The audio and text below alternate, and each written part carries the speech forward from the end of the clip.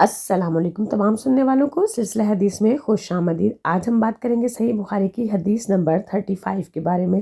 اس حدیث مبارکہ میں ہم سب مسلمانوں کے لیے اللہ پاک کے ایک بہت بڑے انعام کا ذکر کیا گیا ہے، اور انعام بھی ایسا کہ جس کے ذریعے ہمارے تمام سابقہ گناہ بخش دیے جائیں گے۔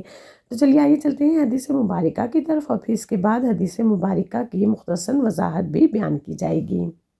حدیث نمبر 35 حضرت ابو ہریرہ رضی اللہ تعالیٰ عنہ سے روایت ہے، انہوں نے کہا رسول اللہ صلی اللہ علیہ وآلہ وسلم نے فرمایا، جو شخص ایمان کا تقاضا سمجھ کر ثواب کی نیت سے شب قدر کا قیام کرے گا، اس کے سابقہ گناہ بخش دیے جائیں گے۔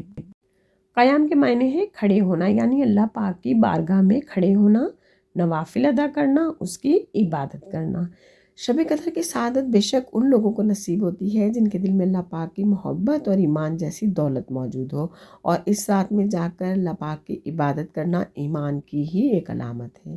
کچھ علماء کے نزدیک اس رات کا قیام کرنے سے تمام چھوٹے بڑے گناہ بخش دیے جاتے ہیں، جبکہ کچھ کے نزدیک چھوٹے گناہ۔ یہ اللہ سبحانہ تعالیٰ ہی بہتر جانتے ہیں، بس انسان کو سچے دل سے اللہ پاک سے توبہ کرنی چاہیے۔ رمضان المبارک کا مہینہ اللہ پاک کی طرف سے امت مسلمہ کے لیے ایک نایاب تحفہ ہے، جس میں اللہ پاک اپنے بندوں پر اپنی خاص نظر رحمت فرماتا ہے، اور پھر شب قدر کا اس بابرکت مہینے میں ہونا تو ہم سب مسلمانوں کے لیے بہت ہی زیادہ سعادت کی بات ہے، جس کے بارے میں اللہ پاک نے قرآن پاک میں فرمایا، تو کیا سمجھتا ہے شب قدر کیا ہے؟